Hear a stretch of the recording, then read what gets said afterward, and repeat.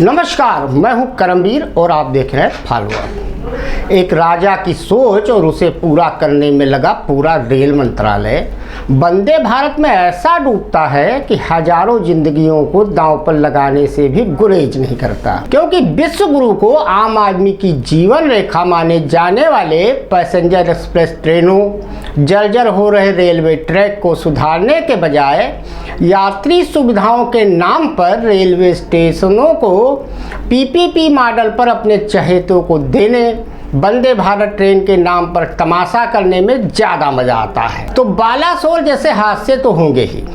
तमाम चेतावनियों को फाइलों में रखे निकम्मे हो चुके रेल मंत्रालय को शर्म भी नहीं आती अपने इस महापाप पर। उड़ीसा के बालासोर में हुए रेल हादसे ने रेल मंत्रालय के निठल्लेपन ने 300 लोगों की जान ले ली। आखिर इस भयावह रेल दुर्घटना का जिम्मेदार है कौन? इलेक्ट्रॉनिक इंटरलॉकिंग का गुणगान अरसे से मोदी सरकार कर रही थी। क्या इसका जिम्मेदार यही सिस्टम बना? यह पूरा रेल मंत्रालय जिसने आवंटित बजट 7,000 करोड़ का इस्तेमाल बेहतर और सुरक्षित यात्री सुविधाओं में करने में अव्वल दर्जे का नकारापन दिखाया, या फिर इसके जिम्मेदार खुद विश्व गुरु पीएम मोदी हैं, जिन्हें हर 3 दिन में महज एक ही काम सूझता है, वंदे भारत ट्रेन को हरी झंडी दिखाना, वो भी किसी कीमत पर। भले ही वंदे भारत में 16 के बजाय 8 ही डिब्बे लगाकर, या फिर कहीं का ईंट कहीं का रोड़ा, भानुमती ने कुनबा जोड़ा की तर्ज पे कहीं से भी उठाकर वंदे भारत ट्रेन को हरी झंडी दिखाना। कुल मिलाकर रेलवे बोर्ड, रेल मंत्री अश्विनी वैष्णव पीएम मोदी को खुश करने और उनके झंडी वाले अभियान को पूरा करने में इतना मगन हो चुके हैं कि उन्हें आम आदमी के जान माल, सुरक्षित यात्रा की सुधि नहीं रह गई। बीते 9 साल में भारतीय रेलवे की ऐसी दुर्गत कर दी गई है कि सामान्य गाड़ियों, रेल ट्रैक, लोको पायलटों की कमियों, तकरीबन 3 लाख खाली पड़े रेलवे के भर्तियों को वंदे भारत के तले कहीं पाट दिया गया। आज हम इसी पर चर्चा करेंगे। हमारे साथ हुए तरुण मित्र के रेल संवाददाता रवि गुप्ता। रवि जी, फॉलो अप में आपका बहुत बहुत स्वागत है। धन्यवाद। सबसे पहला सवाल आपसे हमारा ये है कि रेल विभाग में लोको पायलट और कर्मचारियों की कमी की असली वजह क्या है? देखिए करमवीर जी, बहुत सही मुद्दा आपने उठाया कि जब कहा जाता है हमारे भारतवर्ष में जब तक कोई बड़ी दुर्घटना न हो, ऐसा कोई हादसा न हो, तब तक कोई जांच नहीं होती, तब तक कोई व्यवस्था सही नहीं होती। जो ये बालासोर का जो हादसा हुआ उड़ीसा में, निश्चित तौर पर ये 3-4 दशकों में अब तक का सबसे बड़ा मानवीय हादसा है। रेलवे के लिए भी ये अच्छा प्रश्न है और मौजूदा सरकार के लिए भी ये प्रश्न है, और ये शायद पहली बार ऐसा हुआ कि प्रधानमंत्री स्वयं घटनास्थल पर रहे और रेल मंत्री लगातार 3 दिन तक वहां पर डटे रहे। सवाल यह है कि सीबीआई जांच की सिफारिश भी की गई, लेकिन सबसे बड़ी जो बात, बतौर 1.5 दशक से मैं विभिन्न समाचार पत्रों के माध्यम से रेलवे बीट को कवर करता रहा, और जहां तक मुझे समझ में आया उत्तर प्रदेश में लखनऊ मंडल के 2-2 डिवीजनों को मैं कवर करता हूं प्रदेश स्तर पर, और कि समझ में आया कि रेलवे के जो मद में पैसा दिया जाता है, एक बल्क अमाउंट दिया जाता है, तो संरक्षा के लेवल पे जो चीजें होनी चाहिए वह संरक्षा पे न जाके कहीं और स्विच हो जाता है पैसा। जैसे अगर और संरक्षा की बात करें हम, तो मंडल में वरिष्ठ मंडल संरक्षा अधिकारी तमाम ऐसे पोस्ट होते हैं, वो बहुत नीचे के लेवल पे, ट्रैकमैन, पेट्रोलिंग। जो बालासोर हादसा हुआ आपने देखा होगा, निश्चित तौर पर कहीं न कहीं मानवीय चूक हुई है। मशीन अपने आप ऐसा कुछ नहीं कर सकती है, उसकी मॉनिटरिंग हमेशा मनुष्य ही करता है, मानव करता है, कंप्यूटर अपने आप से नहीं चलता है। तो जो जरूरत होनी चाहिए, सेफ्टी जो पर्सन्स का जिनकी भर्ती होनी चाहिए, वह समय दर समय नहीं हुई। और लॉकडाउन का समय पूरी तरीके से रेलवे ने केवल अपने फ्रेट सर्विस को, माल ढुलाई को उस पर उसने फोकस किया, ना कि पैसेंजर यात्री सुविधा पर, कि गाड़ियों की ट्रैकिंग, गाड़ियों के मेंटेनेंस या ट्रैक का मेंटेनेंस या किस तरीके से किया जाए।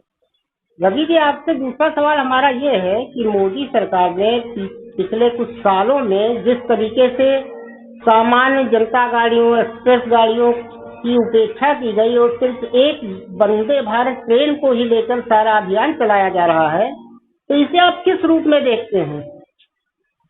देखिए करमवीर जी, आपने बहुत सही मुद्दा उठाया कि जिस तरीके से रेलवे का निजीकरण की व्यवस्था की ओर बढ़ रहा है, और ये दावा किया जा रहा है सरकार के द्वारा कि इससे रेलवे का सिस्टम सही होगा। ये इसका कोई बहुत बड़ा एग्जाम्पल नहीं है कि कोई व्यवस्था उठा के आप दे देते हैं प्राइवेट सेक्टर में, वो ठीक हो जाता है। तेजस ट्रेन है, प्राइवेट ऑपरेशन पूरी तरीके से है, वह सरकार की पटरियों पर चलती है, प्राइवेट ट्रेन है, वंदे भारत, लेकिन सरकार को यह समझना पड़ेगा कि आज भी हमारे रेलवे, जिसको भारत की लाइफ लाइन कहा जाता है, आजादी के समय से ही 1853 में जब पहले मुंबई से ठाणे के बीच में ट्रेन चली थी, वही ऑब्जेक्टिव आज भी है कि ये भारत की लाइफ लाइन है, सस्ती और किफायती।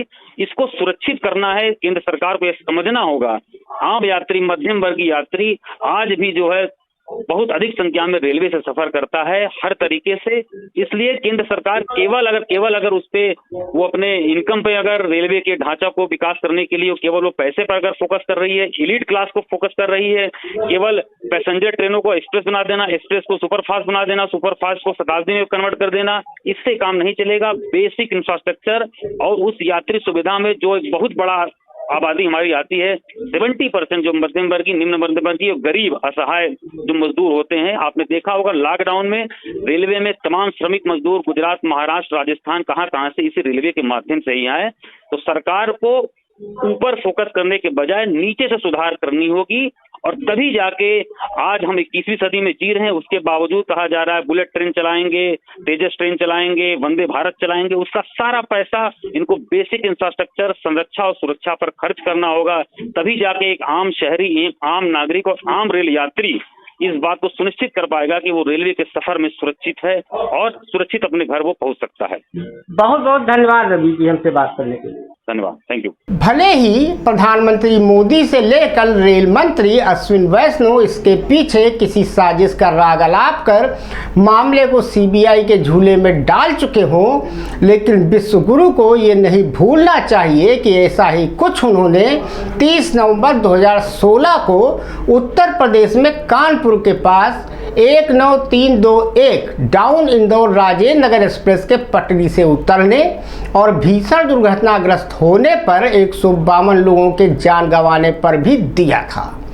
तब 24 फरवरी 2017 को गोंडा की एक चुनावी सभा में मोदी जी ने इसके पीछे सीमा पार के तोड़फोड़ और आतंकी साजिश की थ्योरी दी थी। हालांकि अलग अलग सर्किल के सीआरएस इसकी जांच करते रहे, और जब पीएम मोदी ने इसमें आतंकी साजिश का सपना देखा, तब सीआरएस की सारी जांच ठंडे बस्ते में चली गई और मामले को बालासोर रेल हादसे की तर्ज पर ही एनआईए को सौंप दिया गया, जिसकी जांच रिपोर्ट का आज तक किसी को पता नहीं हो सका।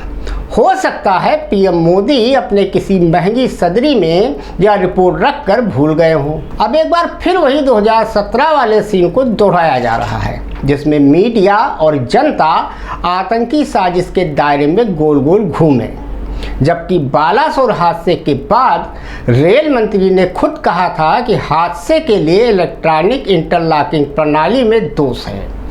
दरअसल रेल मंत्री और रेलवे बोर्ड अच्छी तरह से जानते हैं कि यही सच भी है। 9 फरवरी 2023 को दक्षिण पश्चिम रेलवे के हेडक्वार्टर ऑफिस ऑपरेटिंग डिपार्टमेंट के principal chief operating manager Harishankar Verma ने रेलवे बोर्ड को एक पत्र लिखा। उड़ीसा हादसे से महज 4 महीने पहले लिखी ये चिट्ठी चीख चीख कर कहती है कि इलेक्ट्रॉनिक लॉकिंग सिस्टम में बहुत गंभीर गड़बड़ियां हैं। अगर इन्हें समय रहते दुरुस्त नहीं किया गया तो बड़ा हादसा हो सकता है। जी हाँ, आपने ठीक सुना, इतना बड़ा हादसा जो बालासोर में हुआ वो इसी प्रणाली की देन है। वर्मा इस हादसे का जिक्र 4 महीने पहले लिखे अपने पत्र में करते हुए रेलवे बोर्ड को चेता रहे थे। उन्होंने पत्र में लिखा था कि जो इलेक्ट्रॉनिक लॉकिंग सिस्टम आपने लगाया है उसके नतीजे भयावह होंगे। भारतीय रेल प्रबंधन महासंस्थान के प्रबंध निदेशक हरिशंकर वर्मा करीब 3 साल तक दक्षिण पश्चिम रेलवे में तैनात रहे हैं। वर्मा जब वहां प्रिंसिपल चीफ ऑपरेशन मैनेजर बने तब उनके सामने ट्रेन के गलत ट्रैक पर चले जाने के कई मामले आए। बीते 8 फरवरी को संपर्क क्रांति ट्रेन जब पटरी पर दौड़ रही थी तब इंटरलॉकिंग सिस्टम में खामी आई, लेकिन लोको पायलट की सूझबूझ और सतर्कता से कोई बड़ा हादसा नहीं हुआ। इस मामले में पहले तो स्टेशन मास्टर को चार्जशीट जारी हुआ, लेकिन बाद में वर्मा ने खुद ही स्टेशनों पर इंटरलॉकिंग सिस्टम की जांच शुरू कर दी। वर्मा ने इंटरलॉकिंग सिस्टम में बनाए गए सिस्टम को बाईपास करते हुए लोकेशन बॉक्स में हुई छेड़छाड़ का मामला पकड़ा और रेलवे बोर्ड को इस पर तत्काल रोक लगाने के लिए यह पत्र लिखा। 9 फरवरी 2023 को लिखे इसी पत्र का हम जिक्र कर रहे हैं। इस पत्र में 8 फरवरी को हुई उस घटना के कई खामियों का जिक्र करते हुए लिखा है कि यह सिस्टम ट्रेन का डिस्पैच रूट ट्रेन के चलने के सिग्नल के बाद डिस्प्ले करता है, जो कि इंटरलॉकिंग प्रिंसिपल के सिद्धांत का उल्लंघन है। अब ऐसे में आप खुद सोचिए कि बुलेट ट्रेन और 160 की स्पीड से वंदे भारत को दौड़ाने के सपने इन्हीं बेजान पटरियों पर कराने का अजूबा पीएम मोदी ही दिखा सकते हैं। कुल मिलाकर बालासोर की घटना ने यह तो बता ही दिया कि जब कोई राजा अपनी चाह की सनक में डूबता है तो उसका खामियाजा आम जनता मौत और हाथ पैर गंवाकर चुकाती है, और राजा फोटो खिंचवाने और अपनी सनक का जलसा देखने अस्पतालों में घूम कर देखता है। धन है ऐसा नया भारत और देश का रेल मंत्रालय, जिसके बजट को 9,000 करोड़ रुपए से घटाकर 7,000 करोड़ कर दिया जाता है और मंत्रालय इसे भी खर्च तक नहीं कर पा रहा। धन्यवाद।